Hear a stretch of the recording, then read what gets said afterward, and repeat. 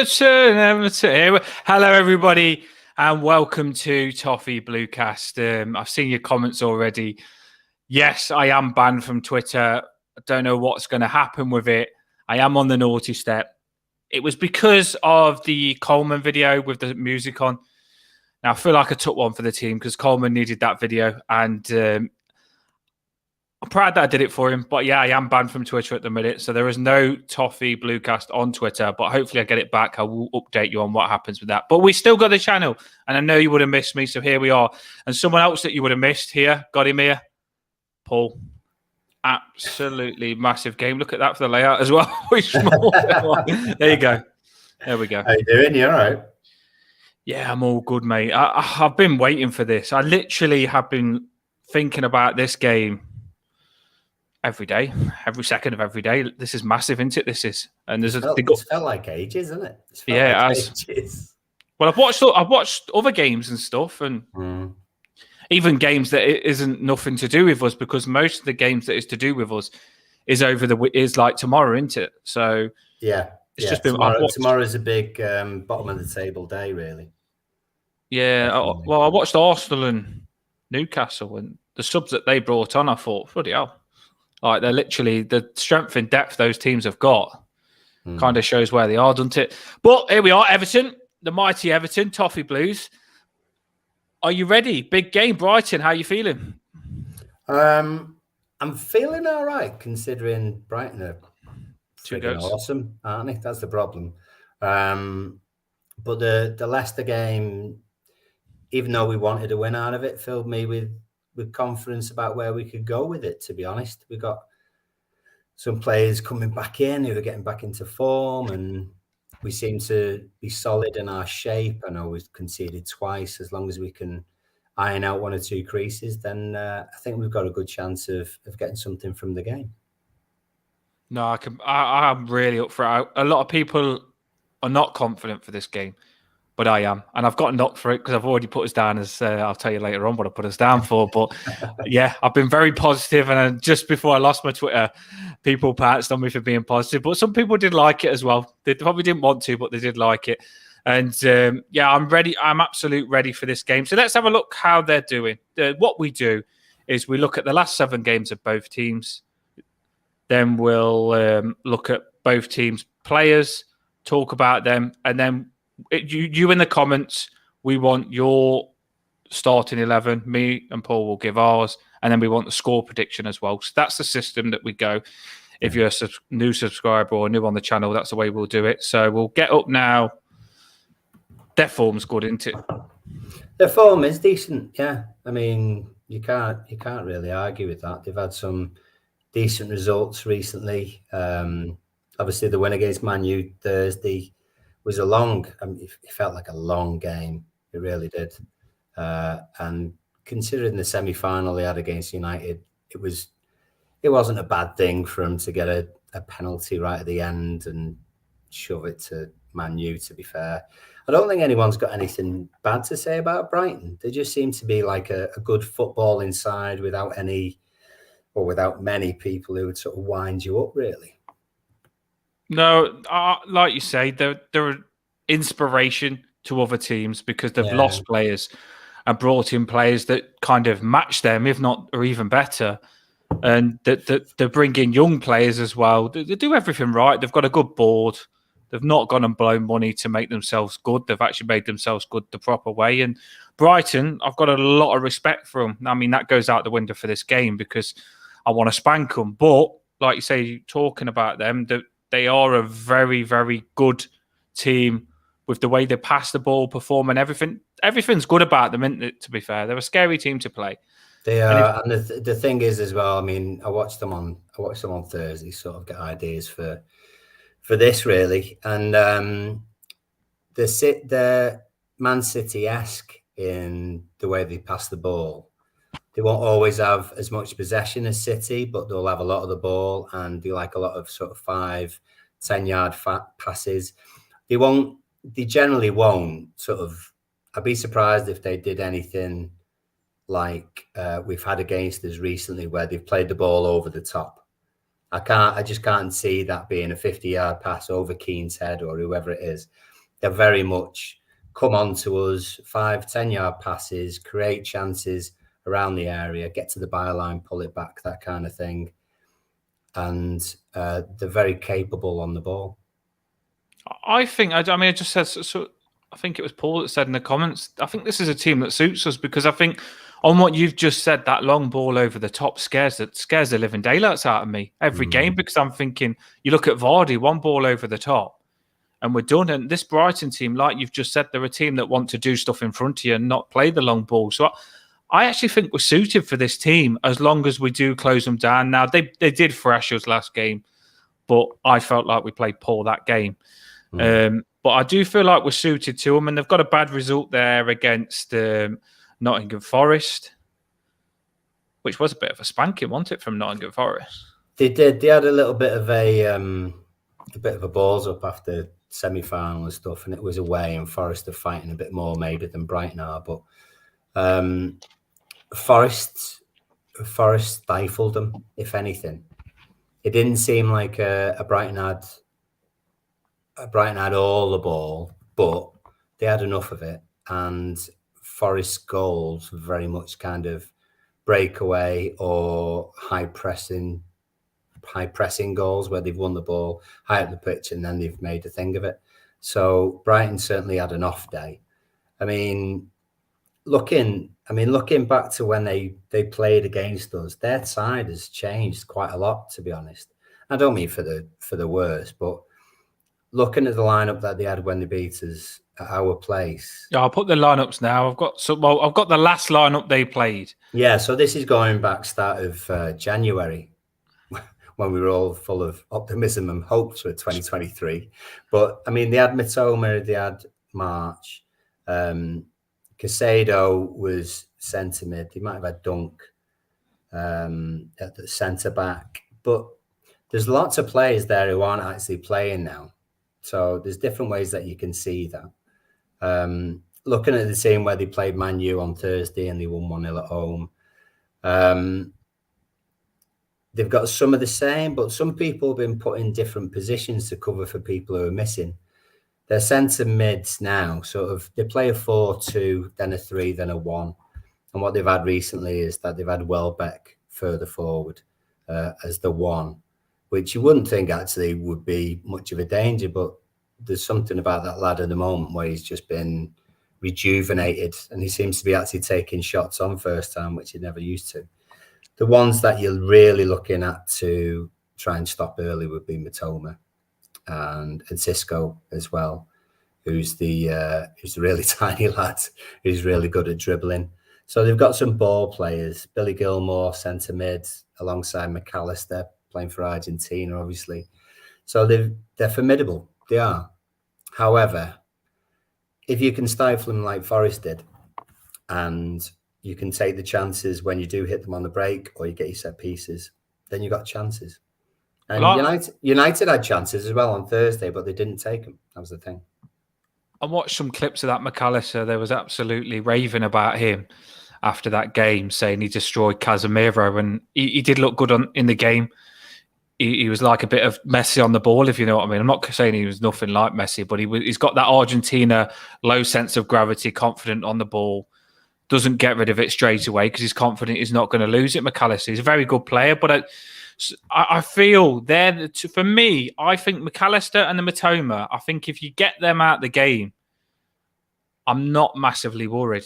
I really ain't. Now, I've seen that and Cisco, whatever his name is, he come in, they gave him a chance. They brought him off a bench when they were spanking a team, and he come in and looked like frigging one of the best players they've got. And he's clearly taken his chance and got himself into the squad, and he's a young talent and he's very good. He is a good player. Do you think that they'll have Marsh in that team? Because I think they'll have Marsh against us. Yeah, probably, to be fair. I mean, he's good as well, isn't he? The Cisco thing is that he's had a few good, when I've seen him, he's had a few good runs with the ball, but he's not sort of gone direct one-on-one with someone and got past them. It's very much been, I've said about Iwobi a few times, in the fact that he's kind of run across people and created chances that way. And Cisco has been like that, and he's not afraid to shoot Now, there were plenty of shots that he had on Thursday that just went towards a corner flag, to be honest. But there's always one that's going to be on target or close to. So really, I mean, as well, Brighton were playing against the side who were coming at them. Man United wanted to win that game. They were expected to win that game, if you like, because of positions and everything else. But obviously tomorrow they're going to play against the side who are not going to go straight onto them. You know, we're not expected to win. We're going to have a game plan, which is going to be the case of staying strong, staying in your shape, not conceding, and not allowing many chances to be created. And so that's where you stifle them, really. What's Gilmour like? Because I watched Brighton a couple of games, but the games that I didn't watch Brighton just recently, they've been playing Gilmour, and I haven't watched him play for them. So what's his performances like under Brighton? I mean, we looked at Billy Gilmour when he was on loan away from Chelsea, Lampard didn't we? player, yeah. We looked at every player Lampard used to coach, didn't we? I mean, bloody yeah, we did. But the thing about Gilmour then was that we thought he might have been a little bit lightweight. We thought he wouldn't dictate a game. I've not seen anything to change that in the games that I've seen him in. He'll be involved. He can, I mean, he's got, you know, obviously composure on the ball. He's in a Brighton side that's passing well, to be fair. So I would see Gilmour in a side who's doing everything right. But Everton. I wouldn't have picked him out as being a danger, because if his role alongside McAllister is to win the ball back and feed the 3 or 4 in front of him, Gilmour's good at doing that. But in what I've seen him do anyway, I've not seen him create anything and cause danger, if you like. So we can control him. I don't know whether you've seen, but a lot of people have been putting out videos. I can't talk about that now, can I? But a lot of people have been putting out videos of us, the performance where we spanked Brighton and Calvert-Lewin scored, I think it was. Was it 3-1 or 4-1 or something like that? Yeah, with Richarlison. We've had success in the past away at Brighton, but nothing. I mean, it sort of mothers into significance, doesn't it? Compared to other things that have happened. I mean, the games that we've played. Let's go back. So we lost 4-1, obviously at home. We lost 3-2 the year before at home. We then beat the year before that, 2021, beat them 2-0 away. 0-0 in that season as well, beaten 4-2 the year before that. So obviously in the last couple of seasons, it's not been great. Seasons before that, where they're trying to establish themselves in the league, we've done all right against them. Eric from Everton, thanks for coming on. Missed you, mate. Watch it with the videos. That's one thing I will warn you. I don't know. I have a feeling. Well, everything Everton said he's scared. And then Jamie's just said, I don't know, I have a feeling that if we keep it tight, we can frustrate them. I reckon we could nick this game. I generally do believe, I've just said this earlier, I think we're a team that could frustrate Brighton. I think we're set up right. I think if you go head-to-head with them, it would suit them. But I think because we're going to sit deep and try and counter-attack them and frustrate them, we have got some good tacklers. We have. And we've got some players. Calvert-Lewin, like I said, he's had a bit of success again. I know Dunk's massive and Webster's massive, but I still feel Calvert-Lewin's got the all-round game, and it can frustrate him. I think he can get at him. I don't think there's any reason why we can't get anything out of the game. I think it's all about how we set up as an 11, how we defend. I mean, that's key. That is. They're all about short passes, Brighton. And certainly against sides who are going at them, they'll hit them on the break. I think Brighton should have had. I mean, Brighton were the better side on Thursday against United. They had some really good chances, and they missed quite a lot of chances as well. So there's a fair possibility that of the chance, if we can limit them to chances, and they are not as sharp as they should be, then we can then keep a clean sheet. And I tell you what, if we keep a clean sheet tomorrow, that's amazing. That's a be all and end all, if you like. If we get a draw out tomorrow, that's far more than anyone expected us to get. And if you do that, and I think a lot of managers like Deitch are a case of, if we're playing a side who are better than us, then we keep it to 60 minutes and still be in the game. And then we kind of force ourselves on the game and create more chances by getting the free kicks and everything around them. I think we've got players to do it. You know, DCL's coming back now, he's fit. We've got 3 in the middle, that's strong. I think we've got some people who are on a little bit of form. I'd like to see Patson tomorrow. I was going to say, we're going to say our teams in a second. Seamus might not be there, so Patterson had a decent game when he came on, and it's the sort of game that Patterson could enjoy going forward if we can have a little bit of the ball. Well, I think subs are going to be massive. Subs are going to be massive for us. I think against a team like Brighton, where you're going to make a lot of tackles, because we're going to get yellow cards, like it or not. These have got some very fancy players that will go round us a couple of times. And I think it's good that we've got Onana as the extra central midfielder. Patterson's going to come in. And we've got Damari Gray to come on with either Sims or Mopa. So we are going to need those options. I mean, I'm going to ask you for your teams in a minute. And you give me your teams in the comments. If on this channel, if you're new, it's pretty good. Like and subscribe. You'll probably enjoy it. I get a lot of good feedback from you in the comments. So if you can hit that like button, it shares the video more, and we can gain more toffees, and that's what we want, because it is a good little stress hub for Evertonians at the minute. But yes, I've just read everything Everton saying we beat them. We just put this up earlier on. Everton. Before they beat them 6-0, they actually lost against Forest. I think it was a bounce back. I do a little bit. So it's up and down. You could say, oh, they lost against Forest, but then you could say, oh, they battered Wolves after 6-0. Football is just football, isn't it? It's crazy. I think that's on the back of a Wolves side who I think had won previously and almost saw themselves as safe, if you like. They beat Palace 2-0 at home.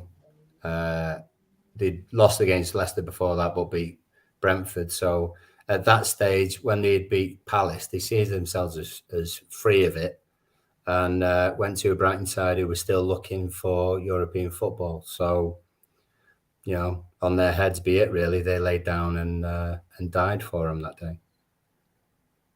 I do think that we've got a cracking chance against these. I really do. I really, really do feel we can do these. And I'm gonna.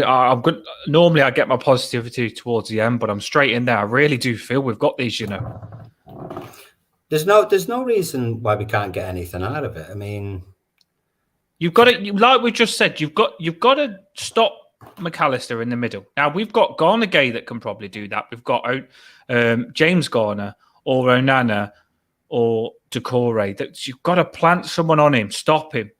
Just stop him, because he'll create everything. And I do feel if you take him away. Now, this Brighton team, by the way, I'm hardcore. I've been watching my Karate Kids and Rockies, I tell you. This Brighton team are a very good team. But do we want to let them be good? Now, if they're on the ball, if you let them do what they want, yes, they're good. If we get stuck into them straight away and show them how much we want it, I feel they won't like that.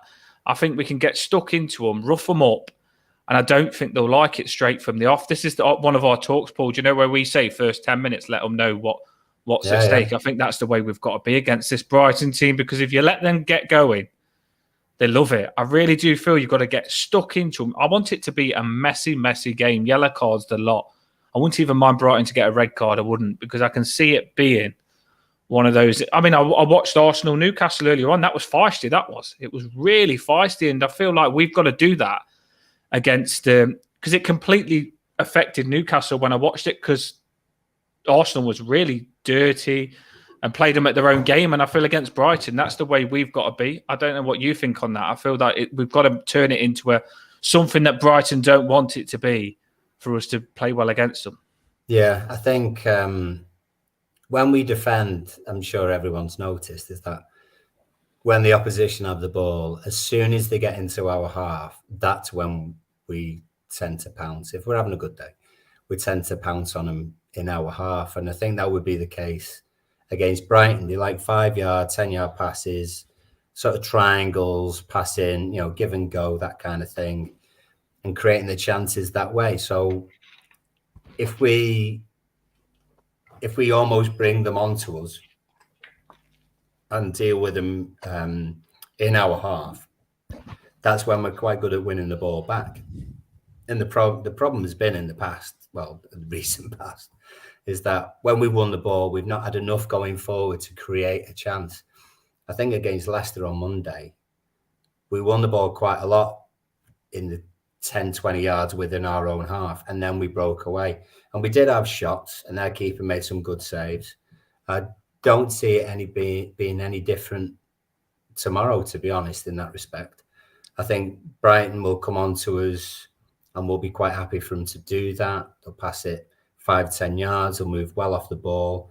But I tell you, we're quite good at getting a poke in, a toe in, creating a bit of possession for ourselves, but that possession turns into a counter-attack.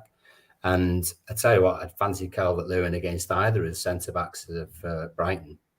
I think they're both liable to give fouls away, and I think Calvert-Lewin's faster than the pair of them. I'd like to see McNeil get on the ball and drive us forward. Casado was down as a right-back in their last game against United, and he's normally centre mid. If that's going to be the case as well, maybe not the best positioning. So the likes of McNeil could drive us forward 50 yards and get us a bit of territory going forward. So there's opportunities there.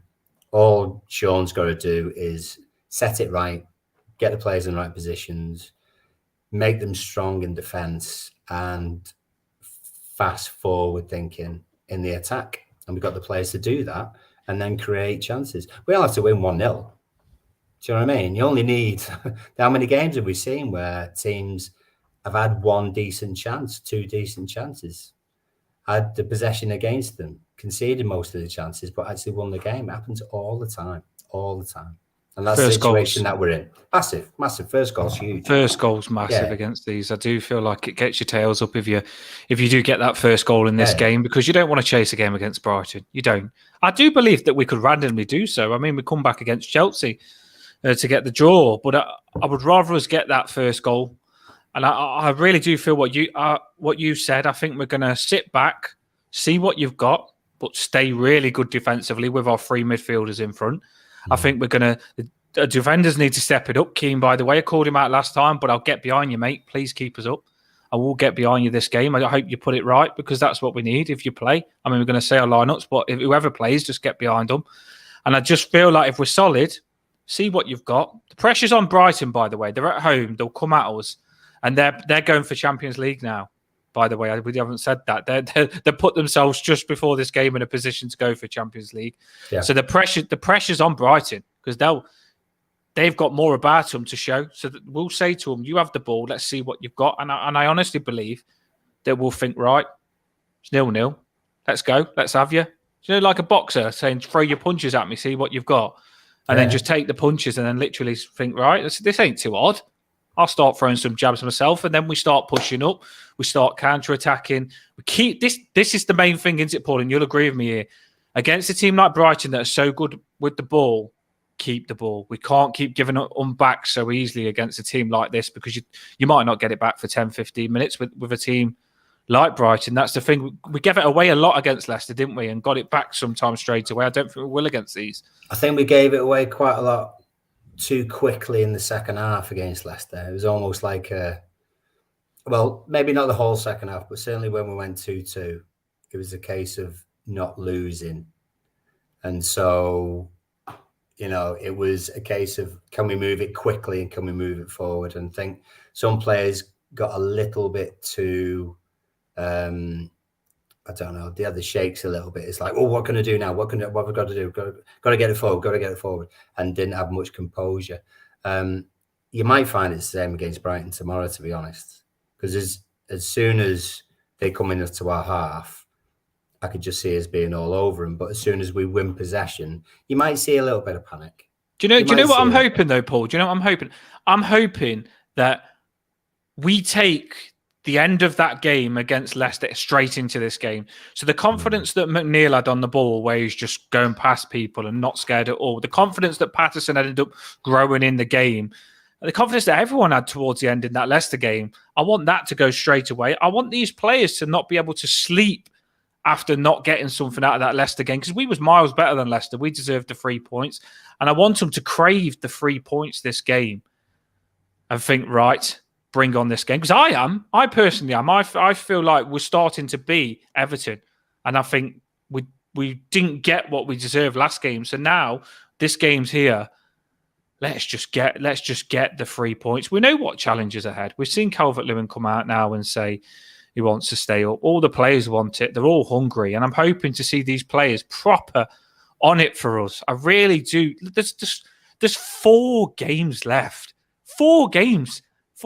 You can afford to just give it your all. You ain't got a whole season ahead where you have to watch your injuries, watch your fitness. It's just 4 games where you've just got to leave it all on that pitch every game now. It is like one cup game, but it's just 4 games, isn't it, at the minute? It is. Every game is a cup game. I think the thing is that, I mean, they all care. We can tell from their attitudes that they've been playing, and I mean, they might not be great, but they care. Do you know what I mean? You're not going to lose that, but you can't be headless chicken. Do you know what I mean? You can't be an Iwobi for 90 minutes. You can't have 11 Iwobis. But what you can do is you can be a bit shrewd about it, and you can stick to the game plan, and you can work through it well. If you have you're not going to have a boxer coming out against a world champion actually going like this for, the first round. You're going to get hammered. However, if you think about your game plan and you pick your jabs and you pick the punches and you pick the times to do the things that are going to hurt the opposition, that's when you can make a difference. This is where Dyche comes in as well. Yeah, because Dyche has to look after these players, and like you say, Dyche is going to put these players out with a game plan to work. So that's not go all guns blazing, like you said, get shattered and then dominate us at the end of the game. It's about doing the right things. And Dyche is going to set something up for these Everton players and say, this is how you beat this team. Yeah. And the players have got to believe in it, do it, and we've got to trust in Dyche that he knows how to do it. And that's just literally how we've got to do it, because Dyche would have done all his research with his coaches. These are professional footballers that get paid a lot of money, these coaches, like him or not. And I think you've just got to trust it. And he'll say, like, sometimes corners will have... This is why we do set plays sometimes and Pickford goes long, because it allows us to get a breath back, doesn't it? If we're closing down all throughout, they're the times that you can regather your energy and stuff like that. So it's dead right. And you can tell on the offensive, Tarkowski is our guy to go to. He's really good in the air. He will get the header back across. We've also got to think about what they will do to stop us having our chances. So don't be surprised if you see the likes of Dunk, their centre-back, going on to Tarkowski on set pieces. Just for sheer height, to be honest. So what we've got to do is have more than one game plan on set pieces. We've got to make sure that when we're defending, we have our jab up, if you like. We have our gloves up, and we're not conceding too many openings, because that's what they'll exploit over 5-10 passes, over 5-yard, 10-yard passes. And so if we can keep close as a unit, win the ball back, and then we create chances going forward, that's going to be our best chance. I mean, neither of us are on, none of us are under sort of any delusion that Brighton are a good side, because they are a top side and having probably their best season in the top league that they've ever had, to be honest, since the 80s, when they were in top division doing quite well. So yeah, they are doing well, but there are 4 games to go, and there's plenty of shocks coming up, and this could be one in our favour. No, I really do think we're going to have them. I really do. I've got it in me. I really do think we're going to have them. Now, I'm going to ask, I've just scrolled down to get your teams ready. I'm going to ask you now what your team's going to be. Keep us moving. But I just wanted to have a little patch there of just talking Everton, because you got to get it out of your system. And I just wanted to give some motivation talk because I know a lot of people are scared, and I am ready, and I'm happy with what you've said as well. The good thing is with you, I know you'll be bluntly honest. If you think we're going to get battered, you'll say. That's why I love you. You would say it. You don't always agree with me, though, do you? On the channel, you don't. You always say what you think, and you're not scared to say what you think, and I like that. Because I wouldn't want someone to agree with me. I want your opinion, and I like your opinion as well. But you're very positive about this game, which makes me even more positive. I know I'm like an optimist. Like I get probably more positive than others. But like you say, you're more grounded, and you're very positive on this as well. But I sort of saw Wolves going into the Brighton game as we're safe, so it don't matter, and they got absolutely annihilated. They almost went into that game without being serious about their game plan at all. We are the complete opposite of what Wolves were thinking when they played Brighton. We are going in knowing exactly what position, everything at stake, knowing what we need to do. And I also feel as though we've got a manager who's not going to put up with any of that crap, to be honest. No. You're going to be in trouble if you don't do as you're told. So I think whoever he picks in the 11, I think they know exactly what they've got to do in their positions, what they've got to do with the people next to them, and what's expected of them by the fans as well as anyone else. I think a lot of these players will want us to stay up anyway, but I think they'll be worried about the wages. I know this sounds stupid, but they're on good wages at Everton, and I don't think they want the headache of everything changing if we did go down. And I think they'll literally be fighting for the job. And some people will say they don't care. I know Mina's at the end of his contract, but they will be fighting for the jobs because fact is they won't get these wages again. I hope it won't. Some of these are on really, really good wages, and the rest of that will affect them massively if they don't keep us up. So I think they'll be fighting for us. For a lot of reasons for wanting to keep us up and for other reasons as well behind the scenes that we don't even know.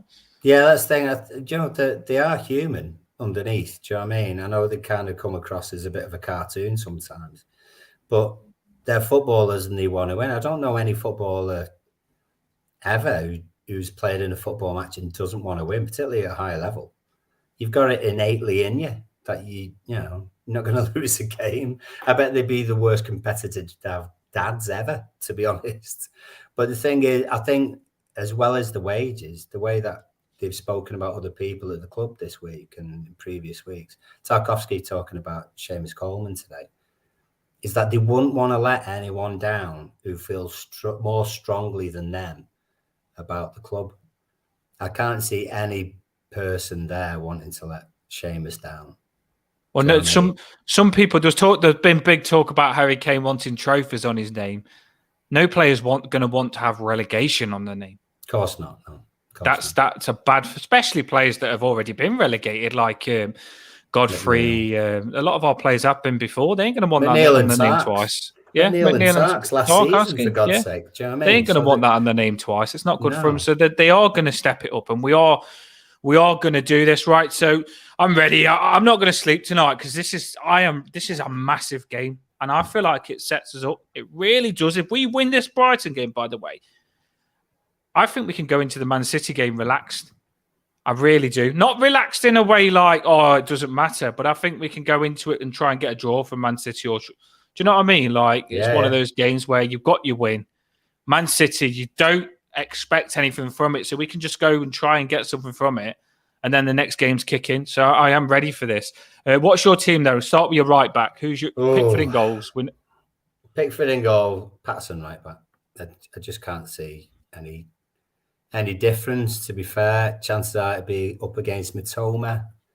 I would like to think that Patterson would be able to push Mitoma a little bit further back, but don't know whether I can see that. But yeah, Patterson right back, without a doubt. I don't think it'd change an awful lot, to be fair. I think Mikalenko is going to be a left. He did a decent job. Chances are I'd be up against the likes of Enciso, so a little tricky lad. Personally, I would have Tarkowski and Cody, but I think it'll be Tarkowski and Keane. It wouldn't surprise me if Keane kept his place. from Dice just being more bloody stubborn than anything Well, we had the else. press conference. Someone actually finally had the balls to ask the question. I didn't see it. So how did that go? What happened? Well, in the press conference, they said to Dyche, "Is Michael Keane your son?" and he said, "Yes, he is." No. In the press conference, they said, "Why is Cody not getting a sniff?" Basically, and he said, "I think Michael Keane's having a good game." Then I read stuff that Dyche didn't say, but I think they speak to him after with a few questions as well. Oh. And I read that Dyche has said that Cody plays in a 3, so he might not be that good in a 2. Right. He's more used to playing as a 3, so he's probably not suited for the 2. Keane's more used to the 2 as the 2 centre backs.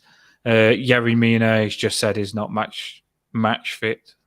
That's the reason that he's Gav. So basically saying that Keane's more suited than Cody and Mina to that position. That's what he's saying. Yeah, fair enough. What do you think on that? I think he's just laying foundations for Keane to be named without anyone being annoyed about it, to be fair. Yeah, I think he's going to get He obviously doesn't fancy Mina because he's injury prone. Maybe he doesn't put it in training. Maybe he hangs back a little bit and doesn't want to overcommit. Dyche obviously wouldn't like that in training. Cody, I know, puts it in training. I just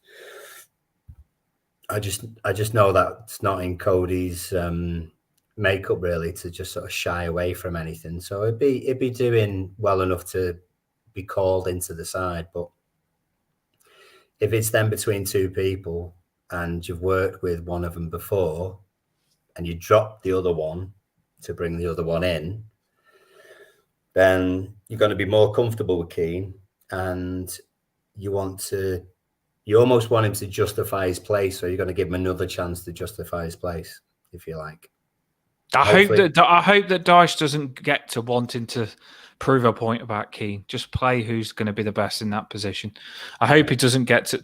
But like I say, if Keane does play, I want him to be good this game. Because to me, moaning about a player doesn't matter to me. Everton staying up does matter to me. And I do want... If Michael Keane plays, I'm not going to want him to be shit just for us to prove a point that I think he's not good enough. I want him to randomly have the best game of his... I want him to score another goal like he scored last time. I just want us to win and stay up. That's all I want. And then we can sort things out like this next. So Keane will try his hardest. I mean, God. Yeah, hopefully he puts it right. It's not that he's not going to put the effort in, so he'll always try. You've got Keane... Well, you had Keane 50-50 on Cody. Then you've got Tarkowski. Then you've got... Do you say you've got Mikalenko left back? Yeah. And then who's your midfield then? Well, I think your 3. It all Onana had an illness, didn't he? I didn't know that. Yeah. Onana was ill, so would he have played ahead of James Garner if he wasn't ill? That's the big question, isn't it? Yeah, I think he would have, to be honest. I really do. I don't think Garner had a bad game. I think Garner did okay. I think you're looking... I think the thing about the Garner and the Onana thing is that if you've got Gay, Garner and Decore, like we had against Leicester, you've really got 2 defensive midfielders in Garner and Garner Gay. If you've got Onana, then you've almost got someone who prefers to be ahead of that defensive midfielder. It's 2 box to box, isn't it? We said it is that. A little bit, yeah. So, I mean, I would prefer 2 defensive midfielders ahead of the defenders to fill those gaps where Brighton like to play. So I would, if Onana's, I would still say Gay and Garner, to be honest. They would be the 2 that I would go Same as last time. Well, a lot of people were shouting out for James Garner, weren't they? A lot of people were shouting out for him, and he's got his chance, and a lot of people was happy with him as well. So I understand why you've stuck with him. Yeah. Some wanted Onana dropping. Obviously, it was for illness. I don't think Onana's bad either. I just think in a system, sometimes it's better to play the system rather than the players. Do you know what I mean? James Garner has got that bit more technical ability on the ball compared to Onana, hasn't he? I think what he's got is he's got more of a defensive mindset, very much like Garner Gay.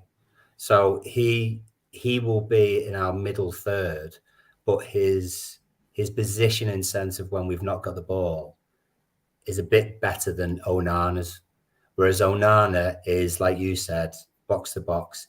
He's not just thinking defensively, he's thinking quite as much offensively as well.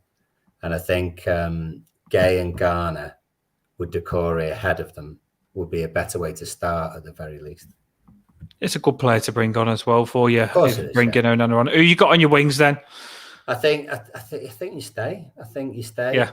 Iwobi on the right hand side. I think he's got the legs. Do you know one thing I will say? I'm going to give my lineup after you, and I'm going to read your lineups in the comments. Sorry, people in the comments, that we are taking a while on this, but we really want to explain our reasons behind what we're saying, and I'm sure you'll enjoy hearing it as well. But I think Iwobi can help Patterson out. I think someone needs to help Patterson out, because I think Patterson's good enough, but I think Mitoma is probably one of the best on that side at the minute in the Premier League. That's probably a crazy thing to say, but generally, if you watch him, he's phenomenal. He's like freaking. His form is incredible, and he's got the confidence to do anything. So I think you've got to double up on him. I really do. So I think Iwobi could help Patterson down that side on what you're saying. I agree. I think Mitoma is probably going to be Brighton's player of the season, to be honest. Mm-hmm. And he tends to get the ball. He does get the ball sort of quite deep on their left hand side. So if you've got Patterson and Iwobi trying to contain that, Iwobi is a better player than if you were, say, going to try Gray in that position, for example. McNeil could do a job there as well, but he'd be less comfortable on the right-hand side to the left. So for that reason, I would go Iwobi on the right-hand side of midfield, and I'd go McNeil on the left-hand side. However, like we said many weeks before Leicester game on Monday, and it did happen on Monday, is that they can switch.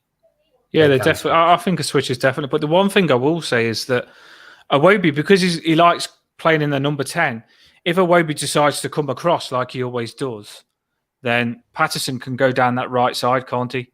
So it's going to be a good combo. I want to see that. I want to see where Iwobi's playing on the right wing, but Patterson overlaps him. And I think when Iwobi comes in, it opens things up for Patterson, but it also opens things up in the middle for Iwobi down the middle as well. And I feel that could be a good combo that you need to look out for in this game. Yeah. Well, there was Iwobi, them two working together down the right if they play together. When we did the review of the Fulham game, for example, that's what Fulham did to us. Yeah. They had their right back sort of overlapping, which meant then they did the switch where got 3 goals from it, didn't they? Pereira had the ball on the right hand side. Right winger goes round, right back goes round him. 2 defenders think he's going to give it there. He doesn't. He comes inside, and that's when he had the shot, and they hit the post, and they get the goal from it. Do you know what I mean? It's that kind of. It could go that way, but it could go that way, and so if you don't have that going forward, it's more predictable for their defense to deal with. But if you've got those options, then you're making them second guess themselves.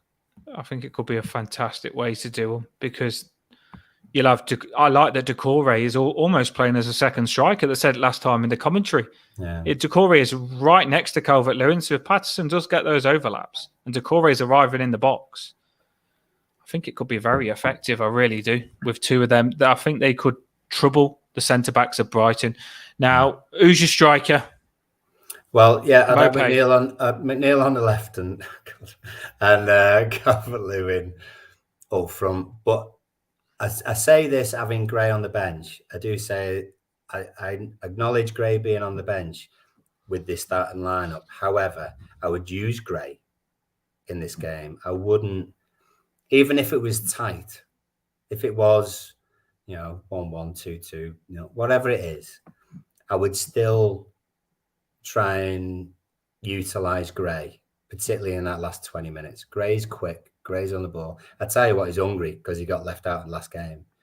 He will want to make an impact, and he'll certainly get us further up the pitch, and he has a bit of pace as well. And when the likes of Dunk, the 2 centre-backs, if Caicedo is right back who likes playing in middle of midfield. That kind of, all of those kinds of things, those kind of little points can play into Gray's hands and play into our hands. So if we are still within, if we're still in fighting chance of getting something from the game, I'd definitely bring Gray on in that last 20 minutes to make an impact. It's frustrating, isn't it, with this Everton team? Because we've got to a point now where I didn't want anyone in the team, but now I generally do feel like I'm struggling to... This is the way Dyche has got it now. He's got them performing a little bit better, because I'm thinking Gray could be good against Brighton, like you're saying. He's got the fast run at dunk and all that lot, and he could cause them problems big time, Gray could. Yeah, he doesn't need... For what his skills are, it could hurt him. No, I think this is a game that Gray much. I mean, even in the Arsenal game, I know we're going back a while, but Gray didn't have lots of chances in the Arsenal game, and then it was last few minutes or whatever, and he only had one real chance where he actually made an impact. Bloody, it's going to be the good thing is the one thing I will say to people: don't get too stressed on the selection, because the subs are going to, for me, the subs, as long as we don't go behind, the subs are going to be as important as who starts, probably if not more important, because if we're drawing, and then Gray comes on and Onana comes on, these are the players that could probably get us the 3 points. So it's in their hands. Then it gets passed over. It's not about the 11; it's about the squad. And I think it's good that we have got players on the bench now. Like I say, we've got Gray, Onana, and then we've got Sims that's probably hungry to come on as well. So I think we're ready. Who was your striker, sorry? Oh, DCL. Calvert-Lewin. Of course it is, yeah. Of course it is. Right, so I'll quickly go through mine, then I'll read your comments, and then we'll give score predictions at the end. Mine is going to be Pickford in goals. Yep.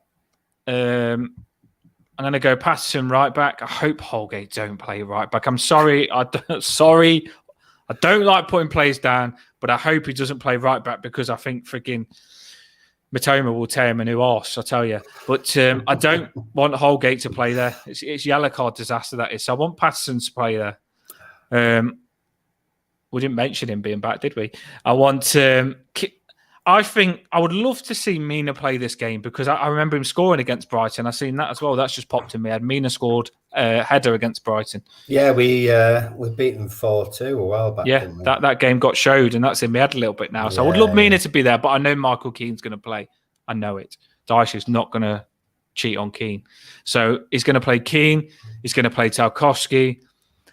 Mikalenko, by the way, he had a good game last game.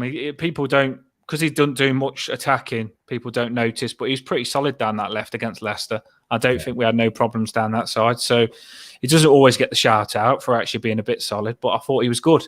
So Mikalenko will stick with him down the left. It's the best option. And then in the centre, this is the big question, isn't it? You go Garner-Gay, and then Doucouré is that number. Of course, this is the attacking one. But do I give Onana or James Garner the chance? That's the big question. And you're a big Onana fan as well. I thought James Garner was good. But I really do fancy Onana on, what's his name? The Argentina lad. McAllister. I think you need it, I seen Onana stop De Bruyne in that Man City game. And I just feel Garner's a young lad, and he is playing well, but I do fancy Onana on McAllister, and I feel like that could be a good battle, couldn't it? That could. If James Garner plays, I wouldn't mind if James Garner plays. So I'm 50-50 on that. That's my 50-50. On the right, I'm going to go for Iwobi. I would love to put Gray on the right this game, but I generally feel like Iwobi will help Patterson out. Dyche will put that into him. And I think McNeil is one of our best players at the minute. McNeil's got to go on the left. He's fantastic. Up top, it's Calvert-Lewin. It's got to be Calvert-Lewin. I have had a little think about Mopé. And what did you think? I just thought he's a good-looking lad, isn't it? No, I don't know. To be fair, he's a Brighton player. He'll know how to frustrate dunk. He'll know how to get a goal against Brighton. And I watched the training session. I did watch the training session, and Mopé was banging goals in. Now, I'm not saying I'd start with him, but what I would do is when Doucouré gets tired behind Calvert-Lewin, I'd show a bit of bottle and I'd put Mopé behind him, I would, honestly. I'd play it a 4-4-2 at one point in the game, depending on how it goes. Because we need to get 3 points this game, I think. I don't think that it's be all and end all, but I'd love to snatch 3 points this game. And I think it's just taking that risk that can keep you up. And like I say, Mope, by the way, I don't rate him. I don't. But you sometimes a player for a game, do you know what I mean? I think he knows Brighton, he knows the weaknesses of them. And I hope that Mope, by the way, has been giving Calvert-Lewin tips and has been giving all of our Everton players tips how to beat this Brighton team, because he'll know the weaknesses. They have it on a board every game. Mope's been there for ages. He'll say, oh, he doesn't like it on his right foot, or oh, he doesn't like you running at him. And it's good to have an inside link like that. I really do think it is, whether he plays or not. So yeah. I think that could be a good little combo for his insight. But yeah, my team isn't with him starting Mope, but it is with Calvert-Lewin up top. But he could come on. I'd give him 85 minutes up for 0-0. Yeah. Throwing him on. You know, but if we should we show one or two of the go on. We've been given. You got it. Yeah, go on. You got it. I'll let you go. Yeah, go on. Yeah. So we've got Everton. Left wing back. So we're going 5s. By the way, do you know Everton? Yeah. He sent an email to Sean Dyche saying he don't want Key to play.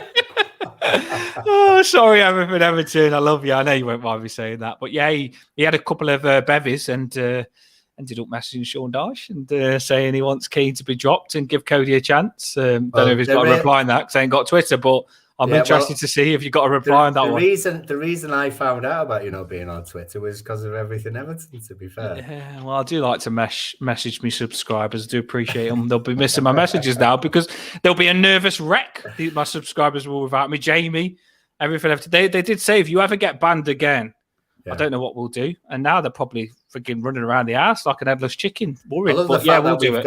I love the fact that we've got 14 players and 3 of them are Mills. That's fantastic. He's just making up that he dropped Mills last time, isn't he? He is making up that he dropped down. I don't. Might need 14 players to be fair. What do you think on that team then? It's decent. Yeah, I think it's what we've in terms of midfield and going forward. Maybe what we said. Obviously, Gray. Is Gray going to be just in behind? Is he? I mean, the thing is, Sean's not going to do it because. It's the question though. We talk about Mitoma being amazing down the Brighton are good down the wings. They hurt us down the wing last time when they battered us. This 3 centre backs. Do you think Dyche can actually play it? Do you think he knows how to do it? Surely he knows how to do it. Yeah, he's good enough to know how to do it. But so why won't he? Do you think that could work? Do you think that's the answer for this game? That formation? I think that could work as long as we were secure in the centre, and there's no reason why not. I think the thing is, if you play, it sort of depends how you set up your 5. Is it a 5 or is it a 3? Do you know what I mean? Are we flat back 5 or are we 3-5-2? And if you are 3-5-2, then you've got 2 holes, haven't you? You've got those 2 full back positions. Then it depends what you're asking your wing backs to do. I mean, I've played wing back in the past, and how successful it is based on who you're going up against, if you like. Now, if you've got the likes of, if McNeil's going to be a left wing back, you got to think about who he's against and can he override them going forward. So if you would have Mitoma one side and Cisco maybe the other, don't know, for argument's sake, as long as McNeil can push their midfielder or their forward on that side further back, then that's fine. If you've got full wing backs who are not expected to be in that line alongside the other 3, then you're going to have gaps. So it's all about how your full backs are going to contribute to the defensive work. really. This is you explain that really well, and this is why I love you on the channel, because you give some good football insight. I know you've done your coaching and stuff like that, but this is the problem. I do think I see why this formation helps defensive, but it can make you just defend. That is the problem. It can pin you with 5 at the back, and it can just bring Brighton onto us more, and you just can't get out. I've seen it loads under Lampard. Like you said, if they win the battle on the wing backs, then you'll be pinned back. You can't get out. Your confidence drops, and you can be in trouble in this formation. Now, we have started in the 4-5-1, creating a lot of chances. We had a lot of chances, Leicester. We've been scoring in the games away, 2 goals in a lot of the games. And we are starting to... Sean Dyche has made us find a way of getting corners, getting shots on target, and getting on goal and getting in good positions. So to change the formation would scare me, if you know what I mean, especially when you've only got 4 games. It would be a big risk when you're scared to take a risk, if you know where I'm coming from. Yeah, I mean, there's other ways to sort of perceive it, and the fact that if it was a 3-5-2, that means that there'd be less space in the middle for Brighton to do their quick passing, 5-10 yards, and everything else, because your Garnett, Onana, and Decore wouldn't have to go wide at all. Do you know what I mean? They wouldn't have to lean one way or the other in terms of that midfield, because that midfield would be tight. You know, you'd have McNeil and you would have Patterson really tightly alongside them. So there'd be very little space in that centre. However, if you're looking at it from... I have a banner. I forgot to put it on. There's loads of people on, and I just thought, you know what? I was going to tell them to like and subscribe, and I thought the banner at the bottom tells them to do that. So people on, if you're new, the numbers are going up, and I'm loving this. We're a new channel, and we're getting such a good response straight away. And if you're new, hit the like button if you want, and subscribe, and then stay with us, because this is a good Everton Blue cast. Right. I was going to say then, if you're sort of watching our previous games, is that a lot of our attacks they start from Coleman. They start from that right back position.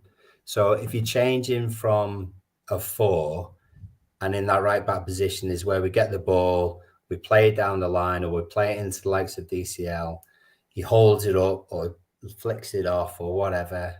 The Brentford goal, when we beat Brentford 1-0 at home, that's a good example, to be fair, probably the best example. The ball came from Coleman. It goes into Iwobi, who was up there at the time on the right-hand side. We win the ball that comes off that challenge. It then goes across, and McNeil hits his shot.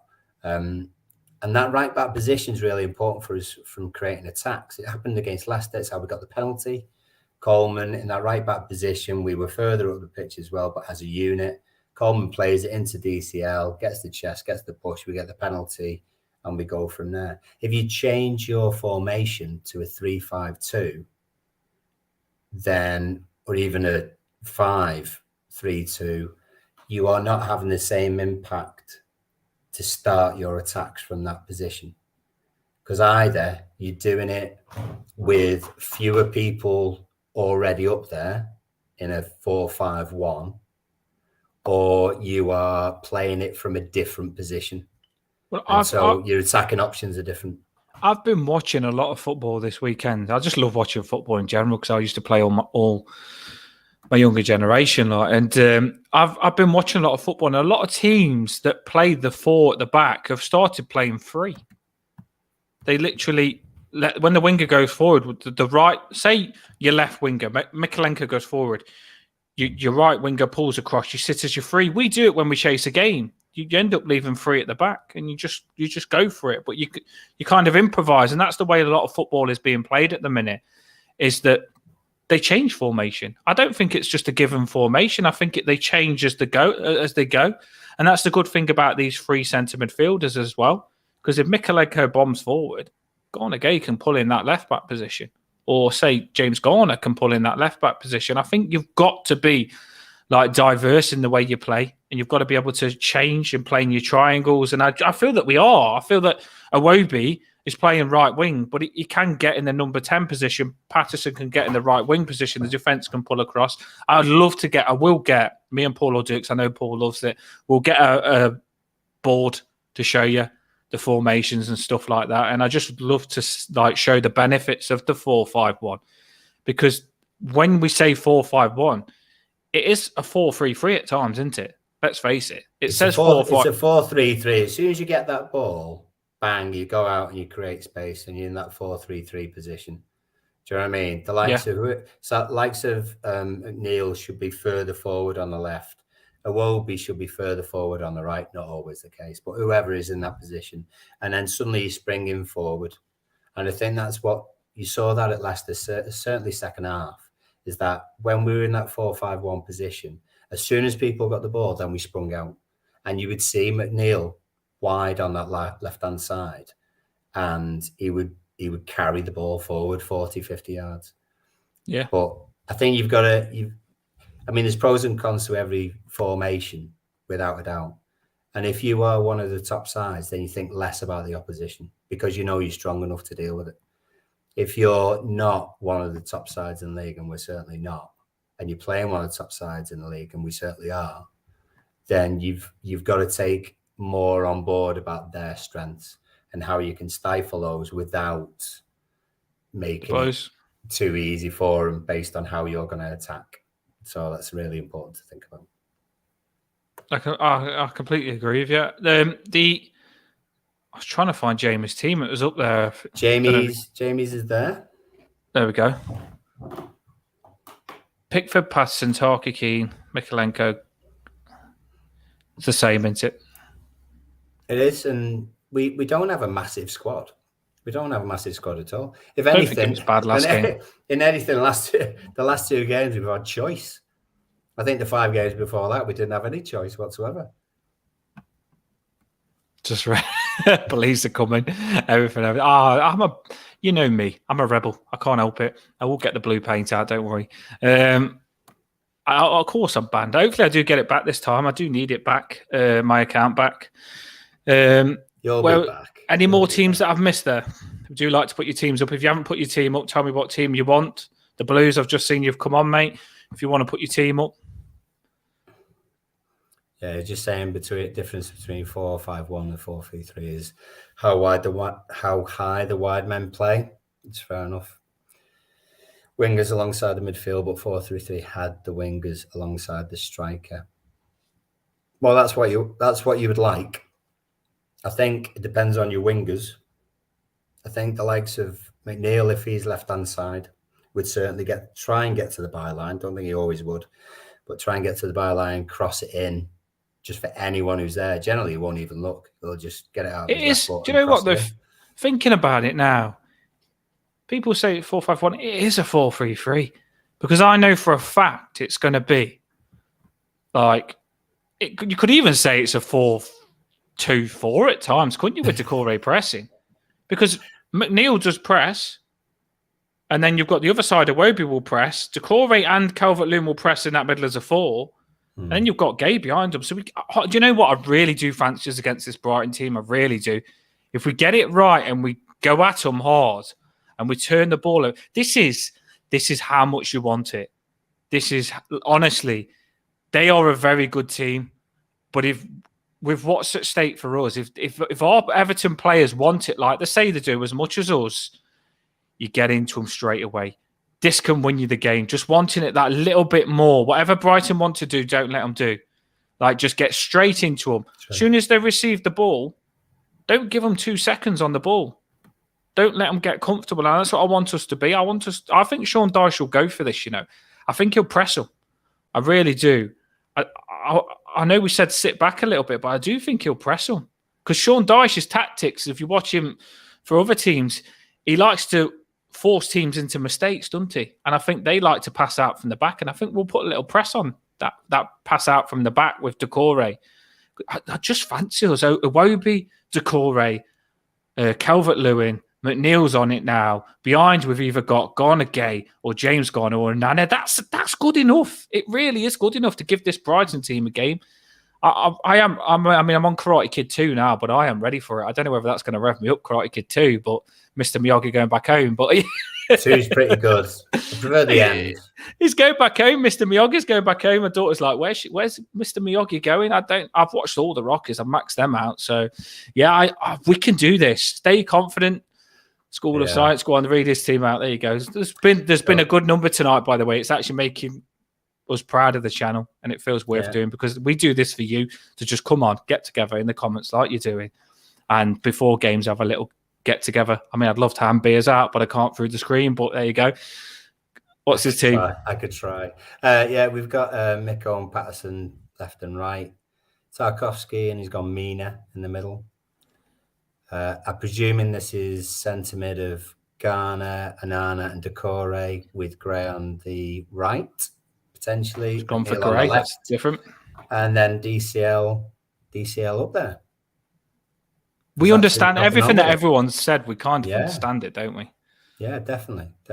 I mean, there's arguments for all of them, and Dyche's week will have been always, his past week will be trying to find those weaknesses in Brighton's game. He would have watched the game on Thursday. He would have looked at them on set pieces, what they were strong at, what they weren't strong at. I think looking at the set pieces, and it might just be because Man United were the ones. Have a good night, Paul Caswell.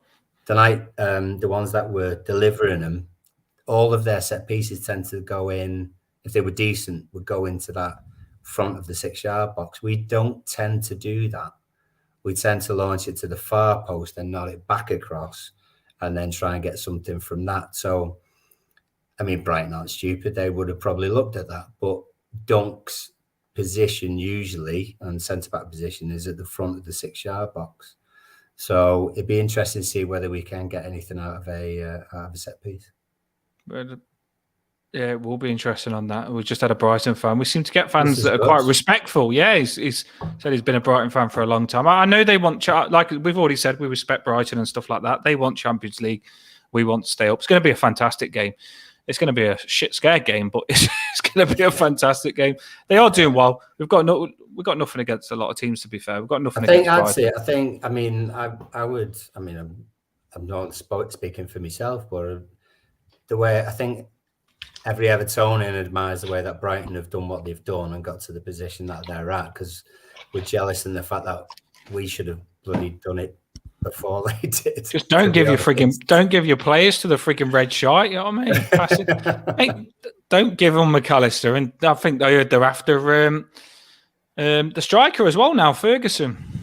Bloody would be. I think what they've done recently is what we did in sort of the 2000s. We picked out players who were decent from the Championship or from places other people weren't looking, and we came up with a decent side. So, you're talking Lescott from Wolves, you're talking Cahill from Millwall. There were plenty of others as well that we picked out. Even Rodwell went for money, didn't he? The number of young lads that we've sold on and then we haven't really utilised the money in the way that we should have was just ridiculous. I used to be so proud of us when we was under Moyes with the business that we did. I used to brag that we brought Baines for that much and he was that good. Baines was a cracking one. Then we had, like, say, Lescott. Stones was big money. Lescott went for a lot, didn't he? Fellaini went for good money in the end, and we got a good shift out of Fellaini, didn't we? We got that's what you need to do. Get a lot out of your players and sell them on towards the end. That's what you have to do. It can be scary though, because like you don't always know whether you're going to bring someone in as good as who you send out. That's the problem. So that's what I'd love. I don't know whether Dave's listening at the moment, but I'd like him to tell us what Brighton's weakness is. Yeah, Dave, tell us what your weakness is, because I've got Sean Dyche's number. I'm going to ring him. He's on. He'll regret it then. But from a Brighton supporter, do you know what I mean? Because from the outside looking in, and certainly all the media attention that Brighton get, it's like they're not unbeatable, obviously, because they have been, but they're so lauded that it's hard to find those weaknesses because they've obviously been doing so well. Yeah, so Dave Ward, here we go again. But they probably ain't had many of them this season. Bloody hell, here we go again. Well, they definitely had one against Nottingham Forest. What do they feel like went wrong against Nottingham Forest? By the way, people we're coming to an end. We're on an hour 9. But I knew this was going to be a long one because we've done it nice and early. And I just wanted to meet you all because I'm banned from my Twitter and I just missed you. So, so I knew this was going to be a long one. I think they did me as well. Sounds like it in the comments. It was all waiting for me. Jamie missed you. I bet Jamie missed you. Oh, he always misses you more than me, but there you go. Right. So people in the comments, give us your scores. And even at Brighton, I'll be interested in hearing your score if you're still on. Yeah. Right. You go first, Paul. I'll do mine. Score and goal scorer. And I want people in the comments to give. I want your score. I want who's going to score. I don't want cards. Don't worry about it. But yeah, that's all I want is score and who's going to score. I tell you what, I guess we're all used to a bloody 2-2, aren't we, away from home? It's good, isn't it, this one? This is a big game. This is it's hard. Big game. Hard. I tell you what I'm going to do. I'm going to go for a 1-1. I'm going to go for a 1-1. And I tell you why, is that I think we'll be psyched up for the first half in particular. And the number of times that we've not bloody scored first early doors is ridiculous. You never know, we might have a chance. So I'm saying that we're going to get the first goal, and then unfortunately Brighton are going to hold us to a draw at the end. I think they'll get back, and we'll have a 1-1. Just reading. Put your score predictions. That's it. Score predictions coming in. Get your scores in the comments. Paul has gone 1-1. That's what he's gone for. I know you'd probably be happy with the draw. You said like you want the win, but you're happy with the draw because Thanks, Brighton are a good team. Right, my score prediction is. I'm thinking of it live. I didn't think about it before I come on. Is it the same as Trevor Longmore's? Bless him. It's a good score, that is, Trevor. You know what I mean? That is a good score, 3-0. Good score. Scruffy 1-0. McNeil. Take it. I think, do you know what? I'm close to Trevor. I think, well, not close to know him, but I'm close to him now because he's just put his score in. But 3-1. Yeah. 3-1. Why not? I was going 2-0, but then I thought they'll probably score, so I'm going to give us an extra goal and give them one. That's what I'm going to do. I generally do think we can. No, I really do think we can do this. I don't think it matters what Brighton is. I really don't. I think it's about us. Yeah. Like Dyche has said, I will give Dyche a good little shout out here. It's about what we do, not just about what they do. And I think Calvert-Lewin was hungry to score. I think Decore wasn't the best last time, but he's ready to have a good one this one. And I think McNeil's cracking. I think we've just got to go for it. I think we've just got to show some and go for it and think, so what? You're good. Yes, you are. But I'm going to show I'm good. We've got a job to do. We've got to keep Everton up. And I just want us to really, really just put our hearts on that badge. Because if I'm sitting here tonight feeling this passionate, watching the frigging Karate Kids and Rockies, if I'm feeling like this, and I would, mate, if I played, I tell you something, I would die on that pitch to keep us up. If I'm feeling like this, those players say they do, then bloody show us. Just show us. Now, I'm not saying lose your head. Keep your head switched on. Dyche should do that. He'll keep them composed. But I just want them to absolutely go for everything. We've got 4 games. After this, it's 3 games to stay up. We've not got long now to stay up. So I just want them to just... They've been poor this season. Shouldn't be in this position. These players should be good enough to not put us in this situation, I think. But I want them to make up for it now. They can be the heroes, can't they? That's the thing. I don't want them to... Do you know, sometimes in these games, I've been up for it and they've been scared and I feel like, oh, bloody hell. They've not even turned up. I don't want them to be scared. I want them to think to themselves, I've played football since the age of, 8? I've gone through all the academies. I've become a professional footballer. I play for Everton now. I get paid freaking 80k a week. I'm going to show what I'm about. And that's what I want them to do. This Iwobi that they all talk about, that's skillful in training, show me your skills, smash the ball in the back of the net. Same with Gray when you come on. If you come on hungry and score.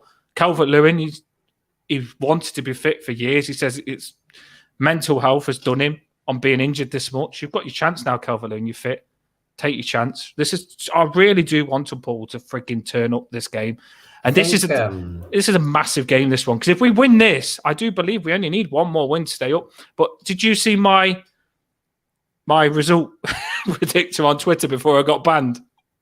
No. Did you not? No, what did it say? About frigging 200 people was like commented on it. Oh, This hang on a was it. second. Hang on a second. I think I did. Did you? Is this where we beat Brighton, draw Yep. against City, Yep. and then win the last 2 games after That's that? the one. That's the one. There was So if we're gonna, a lot of support for that run of results, wasn't there? if we're gonna, love the positive. No, do you know what? If we're gonna do it, start it off good, because if we do beat Brighton, this is the way I do believe it. If we beat Brighton, City, this is the best time to play Man City. I do believe we can get City. But we play good against Man City. I do believe we can get a draw. I'm just going to explain this. I do believe we can get a draw against City. I really do. And now they was fantastic the other day. I'm not deluded. I know how good these teams are, but we're not going to let them be that. And we're normally quite good against City. We was with Onana last time. So I think get a draw there. And then it's beating Brighton to get that momentum. Then you get your draw. And then you've beat Brighton. You drew against Man City. And you start to think, right, I'm playing Wolves. Let's have a good go here. You end up beating Wolves. And then you think to yourself, right, I've got one more game left. Let's just go and beat Bournemouth. It's last game anyway. We're already up.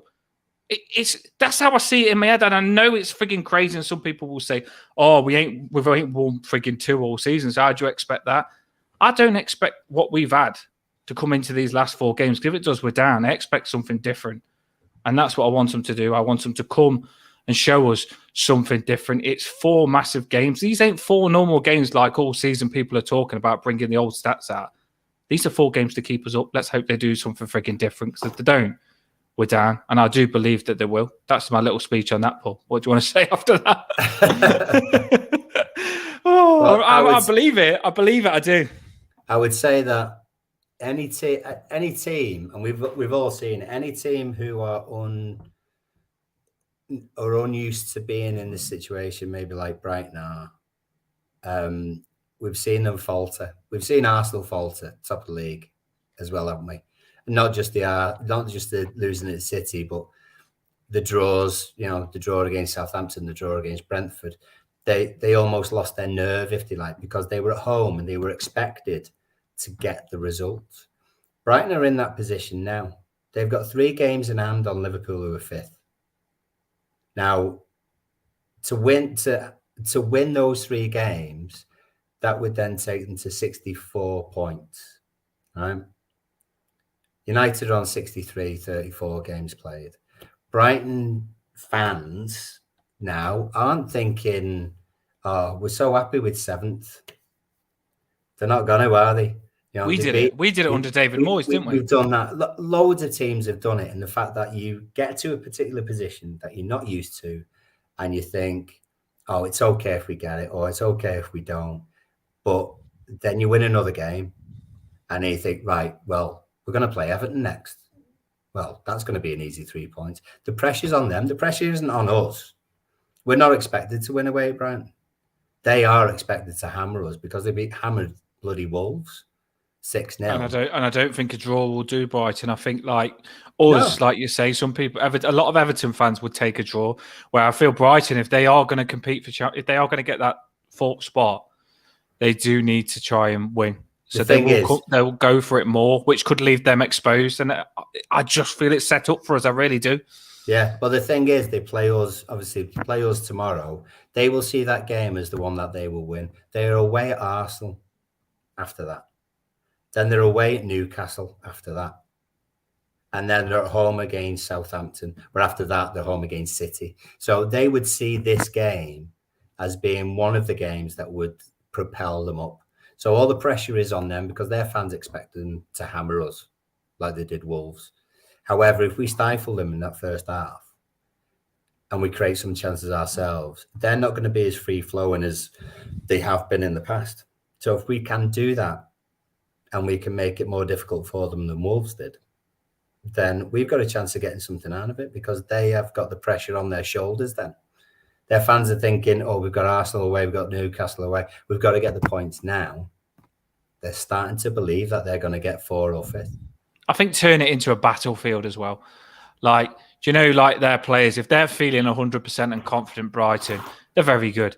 But don't let them feel that. Put some tackles in. Make them feel like the legs are hurting a little bit. I generally do feel. I watched that Arsenal Newcastle game today, And the tackles that went in, players didn't have a good game because that's the way we've got to play against Brighton, I feel. Get stuck into them straight away. Get McAllister thinking, I can't wait till the game finishes. My legs are hurting. These are a bit dirty, these are. Yeah.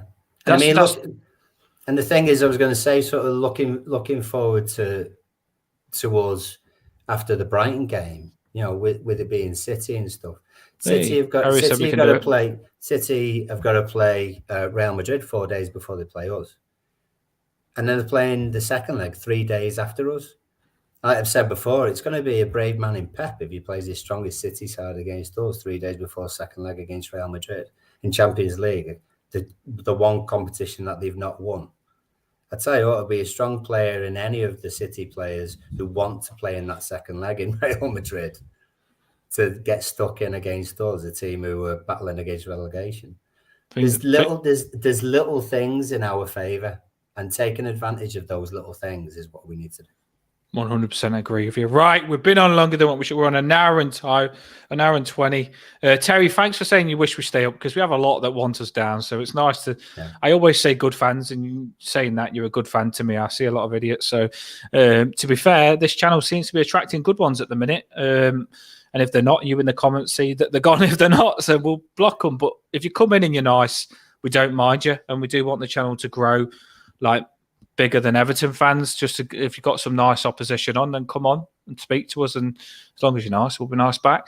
It's been a really good one. It's been probably one of my favourite ones. There's been loads on. And did we drop all the score predictions? I think we didn't have a massive lot of predictions. I think we're all scared a little bit, but yes, I think we did. That was the last one that we had. There we go. Good lad, Jamie. We'll do it. We will win. Stay positive. Hopefully get my Twitter back so I can speak to a few of you. If I don't, then don't worry. We'll be on the channel the night after. We'll be on Tuesday. Tuesday we'll be on. We'll do it. I'm going to get I probably will come on the channel just before the game anyway to get me blue paint on and get me unicorn out, because I'm just going to do it. I'm going to try anything. I'm getting the blue paint on and getting the unicorn out. We come back against Leicester with it on. I do believe it's a little bit lucky now, which is crazy. I know I look like a nut job, but it's like I'm a normal person, a bit like Superman, normal person out of the costume, crazy in the costume. So I go to work like Superman, do my normal thing, and then all of a sudden, boom, in the phone box, unicorn on, blue paint on, Everton, do anything we can to keep us up, but I will try it. Jamie, yep, thank you. Everyone, it's been a good one. I've been looking forward to this. Now it's finishing. I'm thinking, wow, we're playing tomorrow.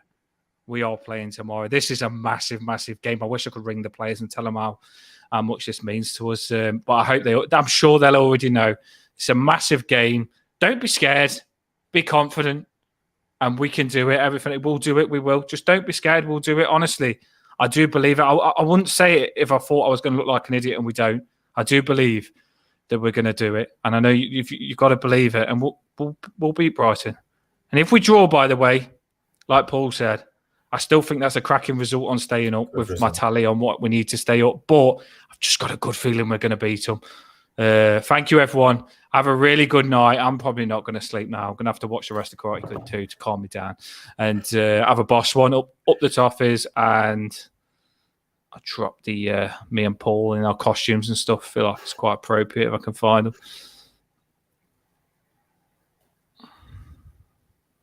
No, I can't.